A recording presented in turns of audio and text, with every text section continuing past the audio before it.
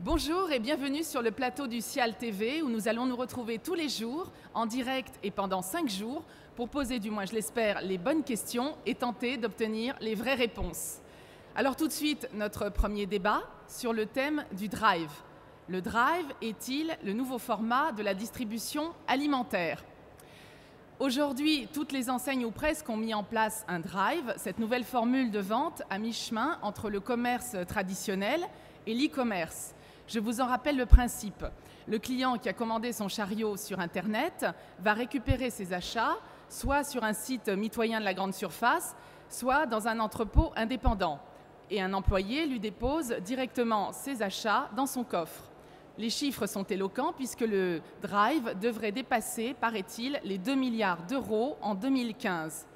Alors, ce format qui est en pleine expansion est-il le modèle de la distribution de demain ? Nous allons tenter d'y voir plus clair avec mon invité, Olivier Dauvers. Il suit de très très près la distribution depuis plus de 20 ans et a été rédacteur en chef de la revue Linéaire. Aujourd'hui éditeur et auteur, il publie également un magazine gratuit basé sur la consommation et intitulé Rennes Conso, qui est diffusé à 130 000 exemplaires sur la région de Rennes. Bonjour Olivier Dauvers. Bonjour. Alors tout de suite Olivier Dauvers, une première question. Quelle est l'origine du drive ? Alors le drive est né un peu par accident, c'était au Luxembourg, dans le sous-sol d'un hypermarché Auchan. C'est un centre commercial urbain avec 2 niveaux pour l'hypermarché, 3 niveaux pour le parking. Et un jour, on est en 1996, donc il y a plus d'une quinzaine d'années, le chef de rayon liquide, c'est-à-dire celui qui vend l'eau, les sodas, les bières, c'est-à-dire des produits pondéreux, se rend compte qu'il oblige ses clients à monter dans son magasin pour charger leur chariot avec des produits pondéreux, les redescendre ensuite au sous-sol pour charger le coffre de leur voiture. Et il se dit, il y aurait peut-être une solution de praticité, de facilité à créer une espèce de rayon boisson, de rayon liquide au sous-sol du magasin. Ça s'est appelé un drink shop et les clients pouvaient rentrer dans cette zone-là avec leur voiture. Ils ouvraient le coffre, on leur mettait les packs d'eau, les packs de bière, les packs de soda directement dans le coffre. Ça a tellement bien marché que tous les produits pondéreux ont été concernés, la lessive, le lait, les boîtes de conserve. Le groupe Auchan, voyant ça depuis son siège dans le nord de la France, s'est dit qu'il y avait peut-être là une très bonne idée. 3 à 4 ans plus tard, il l'a expérimenté sur son hypermarché de l'Air, qui est près de Lille. C'était en 2000, et depuis lors, le drive est parti en France véritablement. Mais vous voyez, c'est un peu né par accident, par l'imagination d'un chef de rayon à Auchan, Luxembourg, qui voulait rapprocher les produits des voitures. Mais est-ce qu'il n'y a pas une origine directement américaine du drive ? Le drive en tant que tel, en tant que forme de vente, mais au-delà même de la distribution alimentaire, c'est évidemment très ancré dans la culture américaine. Il y a des drives pour tous les métiers, paradoxalement pas pour la distribution alimentaire ou très peu. Il y a des drives évidemment pour la restauration rapide, on les connaît tous. Il y a des drives pour les pharmacies où le client peut se faire servir directement dans sa voiture. Pour les cinémas aussi ? Pour les cinémas aussi, pour la banque. Vous pouvez très bien retirer de l'argent sans quitter votre voiture parce que vous avez des bornes qui sont organisées sous forme de drive. Donc oui, le drive dans sa logique d'utilisation de la voiture est américain, mais non pour la distribution alimentaire. Pour la distribution alimentaire, c'est une enseigne française, c'est Auchan qui a véritablement démarré le drive, encore une fois par accident, il y a une quinzaine d'années. Donc ça ne veut pas dire que le consommateur français se rapproche de plus en plus du profil du consommateur américain. Il faut quand même reconnaître que la place que prend la voiture dans nos sociétés est de plus importante, ne serait-ce que parce que nous sommes en mobilité croissante. Donc de là, tenter un parallèle entre la culture américaine et la culture française, à la limite, encore une fois, c'est plus une affaire d'accident, de modèle économique qui a montré que ça marchait, que les clients étaient réceptifs, que dès qu'on leur apporte de la praticité, ça marche. Est-ce que c'est être américain que de rechercher la praticité ? J'irai pas jusque-là. La rentabilité. Non, je parle pour le client, la praticité. Bien sûr. Si le client répond à ça, c'est bien qu'il juge que c'est pratique, indépendamment de savoir s'il est indien, brésilien, américain ou chinois ou français. D'accord. Il existe, paraît-il, différents modèles de drive. On parle notamment du drive solo, de l'entrepôt à coller et du picking magasin. Est-ce que vous pouvez nous expliquer la différence entre ces formats ? Alors déjà, un petit, en guise de clin d'œil et d'ironie pour tous ceux qui parlent du drive, je pense que beaucoup de ceux qui parlent du drive ne sont jamais rentrés dans un drive, premièrement. N'ont jamais travaillé en drive. Moi, j'ai eu cette chance-là. J'ai même travaillé dans un drive, j'ai fait préparateur. Donc quand je vous en parle, je l'ai vécu. J'avais pas ma veste, j'avais un sweatshirt et j'ai préparé des commandes pour les clients. Donc le drive, il y a une grande fantasmatique autour parce que c'est un lieu qui la plupart du temps est privé. Un hypermarché, vous rentrez dedans de manière publique. On ne peut pas vous interdire l'entrée. Un drive, vous ne rentrez pas. Donc en fait, vous voyez, il y a beaucoup de choses à savoir de ce qui se passe derrière le mur. Donc déjà, quelques idées qu'il faut avoir en tête. On est à peu près déjà à 1700 drives, il faut le savoir.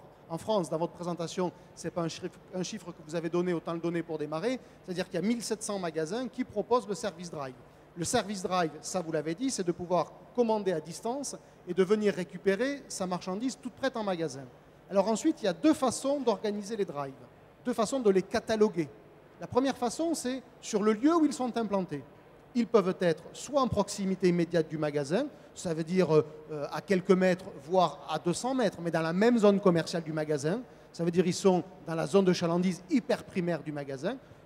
Donc ça, c'est la très grande majorité des drives. À peu près 90 à 95% des drives français sont directement dans la zone de chalandise primaire du magasin auquel dans ils le sont. périmètre du dans magasin. le périmètre primaire. Voilà. Alors, ça peut être encore une fois à 10 mètres ou à 100 mètres. D'accord. Quand on dit à coller, ça ne veut pas dire que ça se touche. Mais 95% des drives sont en proximité très Il y a immédiate. une raison pour ça? Oui, parce que c'est une façon pour le magasin de consolider sa position et d'offrir un service à un client, parce que s'il ne le fait pas, il prend le risque que le client aille ailleurs. Donc c'est une panoplie de services. De la même manière, et vous me pardonnerez d'être un peu caricatural, de la même manière qu'il y a des toilettes dans un centre commercial, c'est un service évident, eh bien demain, il y aura un drive dans tous les centres commerciaux, c'est un service tout aussi évident. Il est en train de devenir un service évident. C'est Alors, ce que vous êtes en train de première dire. façon de les ranger, le lieu d'implantation. D'accord. 95% sont sur zone, 5% seulement sont à l'extérieur, ça veut dire sont dans une logique offensive. Je vais aller chercher des clients en dehors de ma zone. La deuxième façon de les cataloguer, c'est leur mode d'organisation. Est-ce que le commerçant qui remplit ce service pour vous de préparer vos courses, il fait ça dans son propre magasin, c'est ce qu'on appelle dans notre jargon le picking en magasin, ou est-ce qu'il fait ça dans une zone fermée qui s'appelle le picking en entrepôt? L'avantage du picking en magasin, c'est que vous n'êtes pas obligé d'investir dans un entrepôt. Quand je dis entrepôt, c'est quelque chose qui fait 1000 ou 1500 mètres carrés. Voire plus. Non, voire pas plus. Jamais? Non, non, un entrepôt, c'est pour ça. Dans la tête de beaucoup de ceux qui nous écoutent, c'est quelque chose qui fait 10 000, 20 000, 30 000 mètres carrés. On Non, imagine non, non. spontanément, oui. Un entrepôt de préparation de commandes de détail, et non pas de gros. De détail, c'est 1000 à 1500 mètres carrés. Il peut y en avoir un peu plus, mais ce sont des exceptions. Donc, si je suis dans une logique où je cherche à serrer les coûts, je vais donc ouvrir mon drive en faisant la préparation en magasin.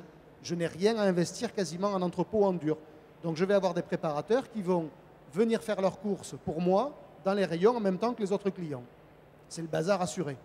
Et accessoirement, c'est une hérésie parce que le matin, à 6 h, on paye des gens pour venir mettre les produits en rayon. Et à 8 h, on paye des gens pour venir les retirer des rayons. Vous voyez que là, on marche sur la tête. Et évidemment, cette formule-là, elle n'a comme seul avantage que d'être, en termes d'investissement, très économique.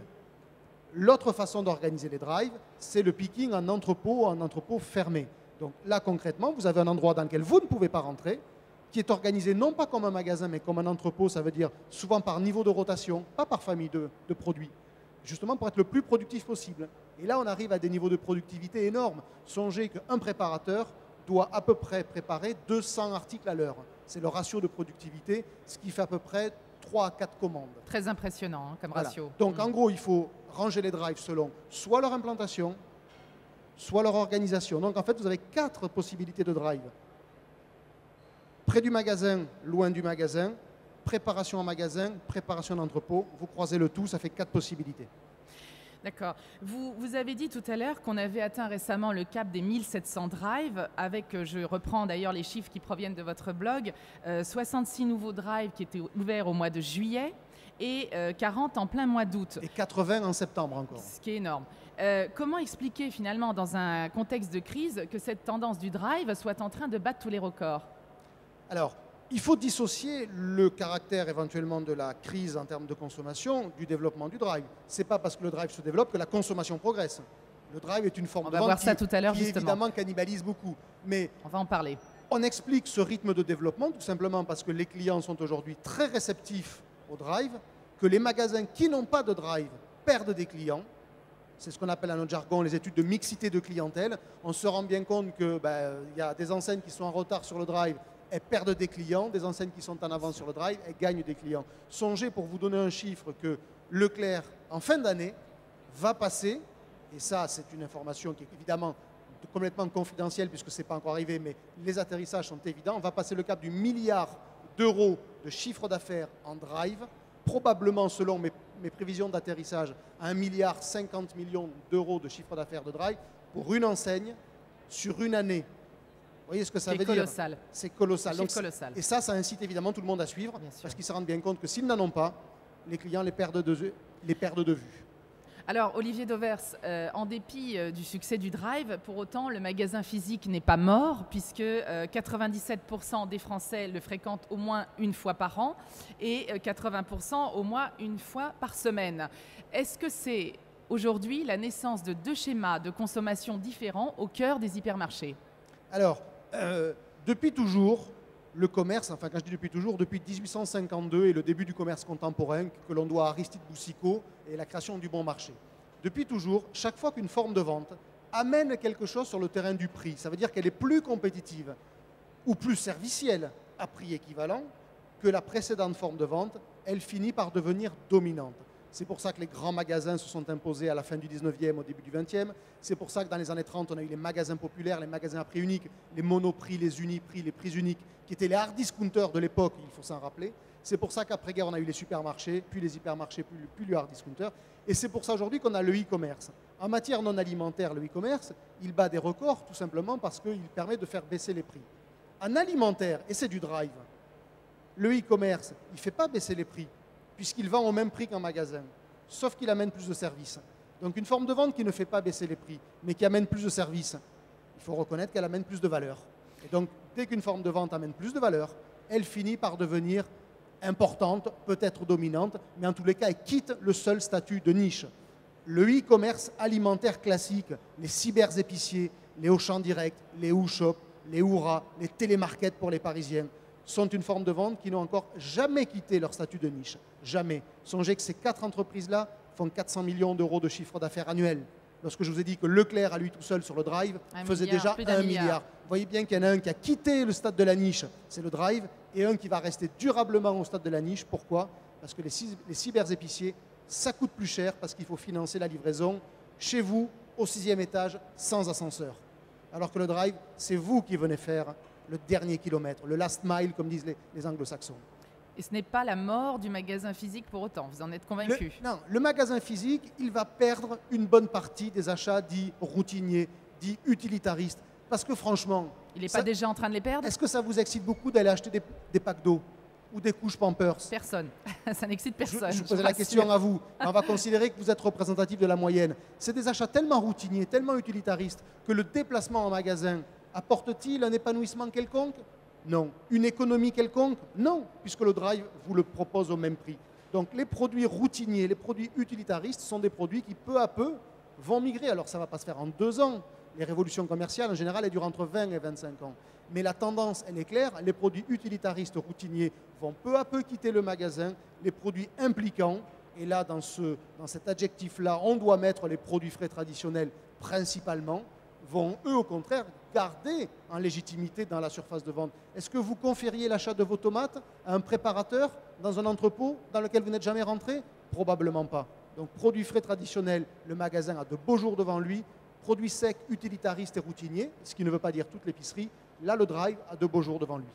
Mais est-ce que la fréquentation du drive évolue différemment selon que le consommateur est un citadin ou au contraire qu'il est issu du monde rural? Oui, alors là, je vais vous dire, c'est quand même une problématique voiture qui il va falloir arrêter de prendre les ruraux pour des ploucs. D'abord, c'est pas le cas, hein, d'abord pas parce du tout que le je sens suis de la gersois, question. donc ça me ferait mal là où je pense de le dire. Et puis ensuite parce qu'on se rend bien compte que les chiffres de e-commerce, d'utilisation du e-commerce, alors bien sûr, il y a des catégories qui sont surreprésentées. Évidemment, on ne va pas se la raconter. Ma mère consomme moins que moi sur e-commerce, évidemment. Pour autant, est-ce que les vieux consomment sur e-commerce? Oui. Est-ce que les ruraux utilisent le drive? Vous avez des chiffres sur ça, sur la consommation des seniors? Vous irez sur les chiffres de la FEVAD et vous les lirez. Je peux vous parler du drive, les chiffres de la FEVAD, je ne les ai pas de tête, vous me pardonnerez. Mais toutes les études montrent que la caricature du citadin e-acheteur et du rural acheteur en magasin sont quand même un peu simplistes. Donc il n'y a pas de dichotomie frappante dans l'utilisation du drive. J'irais même jusqu'à dire que l'endroit où il y a le moins de drive en France, c'est la région parisienne. Alors pourquoi? Parce que probablement, difficulté de circulation, difficulté de gestion des flux. L'endroit où il y a le plus de drive en France, c'est la Bretagne. Songez qu'en Bretagne, il y a un drive pour 19 000 habitants. Vous voyez ce que ça fait, 19 000 habitants? Et je pourrais vous citer des exemples de villages, parce qu'à 2 000 habitants, c'est un village où l'Intermarché local a ouvert un drive. Donc, l'idée de la quête de praticité, il n'y a pas une dichotomie entre les vieux, les jeunes, les ploucs et les branchés. C'est un peu plus subtil que ça. Le drive concerne tous les consommateurs parce qu'il amène de la praticité, là où le consommateur ne s'épanouit pas dans l'achat, encore une fois, sur les produits routiniers utilitaristes. Alors, on constate, chiffre à l'appui, que les 3 enseignes qui ont le plus gagné en part de marché en 2011 sont justement celles qui ont ouvert le plus de drive, donc Leclerc que vous avez cité tout à l'heure, Super U et Intermarché. Pour Carrefour, qui a été beaucoup plus lent à l'allumage, justement, le cap semblait, il y a quelque temps, difficile à remonter. Est-ce que c'est toujours le cas? Alors, le lien de cause à effet entre développement du drive et part de marché sur 2011-2012 est un peu plus complexe que ça. Je ne dis pas qu'il n'existe pas, mais il est un peu plus complexe. La raison numéro 1 pour laquelle Intermarché, Leclerc et Système U se développent plus fort que la moyenne, c'est que ce sont des indépendants, patrons de leur magasin, de leur affaire. Et quand le temps est difficile, il vaut mieux être sur le pont de son bateau à tirer des bords qu'en haut de la capitainerie à fumer le cigare. Donc plus réactif. Exactement, c'est-à-dire au moment où il faut avancer le bateau, quand il n'y a plus beaucoup de vent, ben, celui qui est sur le pont, il finira toujours par aller plus vite, même si à la base, il n'a pas le plus gros bateau. Donc ça, c'est plutôt l'explication principale. Dans le cas de Carrefour, oui, Carrefour est parti avec un retard extraordinaire sur le marché du drive. Carrefour a commencé par dire il y a 2 ans qu'il atteindrait le cap des 200 drives à la fin de 2012. Tout le monde l'a pris pour un fou parce que c'était inatteignable, surtout que pendant qu'il le disait, il ne faisait rien. Et puis un jour, Carrefour s'est réveillé. Ça aussi, c'est le propre, là, pour le coup, des grandes machines. C'est que ça met du temps à démarrer, mais une fois que c'est lancé, ça va vite. Et finalement, Carrefour va atteindre son objectif d'ici à la fin de l'année. Par contre, il va l'atteindre au prix d'un investissement minimum parce que Carrefour n'investit pas dans des véritables drives avec préparation de la commande dans un entrepôt, comme je vous l'ai expliqué tout à l'heure, mais avec ce qu'on appelle le picking en magasin parce que ça coûte moins cher, donc ça permet d'aller plus vite. Simplement, on va le dire franchement, sur chaque commande, Carrefour bouffe des ronds. Parce que vous ne pouvez pas trouver un modèle économique avec une préparation de la commande en magasin. La démonstration, elle est facile à faire. Vous avez dans une commande moyenne à peu près 40 articles. Quand vous êtes un bon préparateur en magasin, je dis bien un bon préparateur en magasin, en moyenne, vous serez aux alentours d'1 minute par article. Parce que vous allez devoir parcourir tout le magasin. Ça fait déjà, faisons simple, 40 minutes de temps humain qu'il faut rémunérer. Le coût d'un SMIC chargé, avantages sociaux inclus dans une entreprise comme Carrefour, 13e mois, ticket resto, tout ce que vous voulez. Faisons simple, ça fait à peu près 22-23 euros de l'heure. 40 minutes, ça fait 15 euros. Une commande moyenne, ça fait 100 euros. Vous rapportez 15 euros de frais de perso à 100 euros, ça vous fait 15 euros de frais de personnel. L'équation, elle est inatteignable dans la grande distribution aujourd'hui où le frais de personnel doit être à 11, 11,5 maximum. Parce que le drive engendre donc des frais incompressibles. Quand il est en préparation en Quand magasin, il y a cette préparation magasin. Il n'atteint pas le niveau de productivité qu'il atteint quand il est dans un drive entrepôt, où là, un préparateur fait 200, je vous l'ai dit, 200 articles à la minute, 200 articles à l'heure. Vous voyez la différence entre 200 articles à l'heure d'un côté pour un préparateur moyen dans un entrepôt fermé et de l'autre 60 à l'heure. Il y a un rapport de 1 à 3. C'est logique qu'on bouffe tout ce qu'on veut quand on fait de la préparation en magasin. Alors, votre réponse me permet justement de faire une bonne transition avec la question de la rentabilité du drive. Puisque dans sa forme actuelle, en effet, le drive pousse, semble-t-il, à une paupérisation du chariot. C'est-à-dire que le drive shopper rationalise ses achats, comme le montrent les chiffres, encore une fois.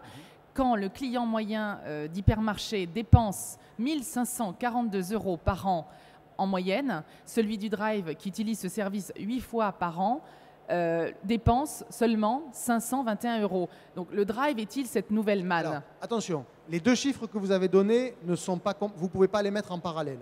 Parce que, pourquoi?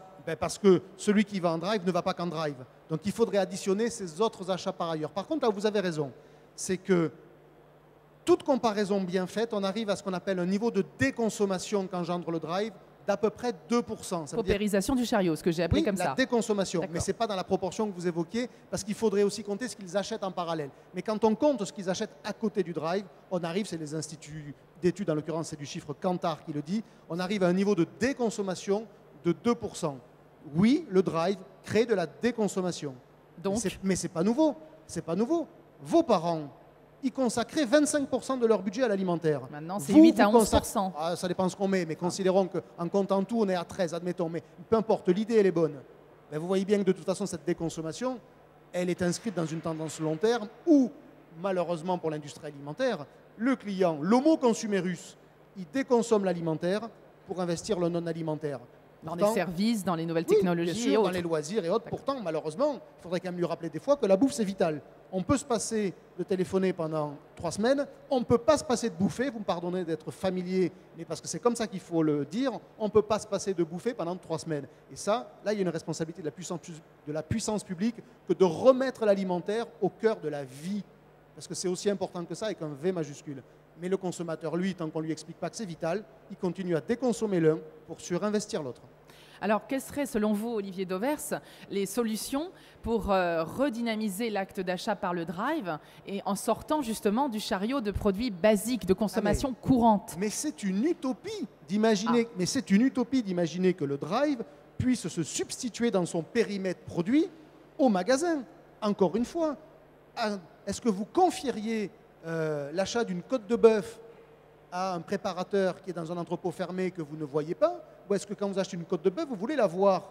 Est-ce que sur les produits frais traditionnels au sens large, on peut imaginer que les mentalités évoluent sur ce point aussi? Je vous le dis, avec le peu d'expérience que j'ai du commerce, de la consommation et de la sociologie de la consommation, je ne mets pas un copec sur cette perspective-là. Pas un. Parce que au moment de choisir, vous avez envie de voir, vous avez envie de toucher, vous avez envie de choisir. Sur certains produits, rien à faire. Je suis d'accord avec vous. Sur d'autres, vous n'êtes pas prêt de donner votre blanc-seing à l'avance à un préparateur qui va choisir pour vous. Et ça, malheureusement, les chiffres le montrent. Le drive est un survendeur de produits utilitaristes, routiniers, d'épicerie ou, quand ce sont des produits frais, de produits frais libre-service. Évidemment, un camembert président, j'hésite pas à le confier à un préparateur. Qu'est-ce qui ressemble le plus à un camembert président qu'un autre camembert président? Rien. Une côte de bœuf, j'ai envie de la voir. Mes tomates, encore une fois, j'ai envie de la voir. Mon raisin, j'ai envie de le voir. Ma banane, elle est jaune ou elle est déjà marron? Ça ne vous intéresse pas de le savoir à l'avance? Bien sûr que si. Et alors, comment on peut imaginer de ramener dans ces cas-là le consommateur à fréquenter de nouveau les allées des hypermarchés en effectuant ce qu'on appelle des achats d'impulsion, en freestyle? Mais il n'y a aucun souci là-dessus. Le magasin, au fur et à mesure qu'il va se vider d'une partie de ses produits secs, utilitaristes, d'épicerie, va devoir faire la révolution des produits frais. Je vais vous prendre un exemple. On est au salon de l'alimentation. Moi, je suis frappé quand je me balade en magasin de voir que la carotte râpée qui est vendue au stand traiteur à la coupe des hypermarchés, c'est souvent la même carotte ensaucée. Ensaucée, ça veut dire qu'on y a mis de l'huile, du vinaigre, des acides, des conservateurs, tout ce que vous voulez. Quelconque. Oui, ouais. Mais beaucoup parce qu'il faut qu'elle se conserve 21 jours. Moi, je suis frappé de voir qu'au stand traiteur à la coupe, on vous vend la même carotte râpée dégueulasse, ensaucée, qu'au stand libre-service. Dans ces cas-là, si je suis un client lambda, le rayon coupe, il ne m'apporte rien. Le libre-service me va très bien. Donc le drive me va très bien. Donc là, il y a une révolution à faire sur les produits frais et les produits frais trad, notamment si on reste dans ce cadre des produits traiteurs. On va revenir par exemple à de la fabrication maison. La carotte râpée, elle sera râpée dans le magasin le matin. Elle ne sera pas ensaucée parce qu'il n'y aura pas besoin de la conserver 3 semaines. Et vous verrez le jour où vous goûterez une carotte râpée fraîchement coupée et une carotte râpée ensaucée de 3 semaines, vous verrez la différence. Je mets alors là toute ma fortune sur le fait que vous serez capable de la voir, la différence, à l'aveugle même. Je n'en doute pas. Alors pour conclure, parce que nous n'avons presque plus de temps, Olivier Dauvers, encore un dernier mot. Est-ce que l'avenir du drive est radieux? Ah oui, parce s'annonce radieux. On n'a fait que le début du quart de la moitié du chemin. On est à 1700 points de vente qui proposent le drive. Si on a bien compris le principe du drive, qui est d'abord et avant tout un service que les distributeurs devront après modéliser économiquement, mais à court terme, c'est un service que le consommateur plébiscite, ça veut dire que, sauf exception, tous les points de vente sont amenés à proposer un service drive. Quand je dis sauf exception, c'est qu'il y en a certains qui n'ont pas la possibilité physique, parce qu'ils sont contraints par l'espace, contraints par le foncier. Ils sont nombreux? Oh, je dirais que, allez, si on dit entre 10 et 15% des magasins, mais ça veut dire que dans une logique de développement à moyen terme, c'est-à-dire à mettons, 5 ans, 6 ans, 7 ans, 80% des 6000 hypermarchés et supermarchés de France auront un drive. Ça paraît être une évidence. Quand vous songez que le drive arrive dans des bourgs de 2000 habitants et que celui qui le fait ne cherche même pas la rentabilité, mais le service rendu à ses clients, vous vous dites que tous ceux qui sont dans des bleds qui font plus de 2000 habitants, ils ont encore du chemin à faire et ils ne l'ont pas fait. Donc nous n'échapperons pas au drive. Eh bien, Pas de un grand risque. merci Olivier Dauvers. Ce premier débat de la matinée est maintenant terminé. Je vous dis à tout à l'heure pour le deuxième débat sur le partage des valeurs entre industriels et grands distributeurs à 11h30. Merci.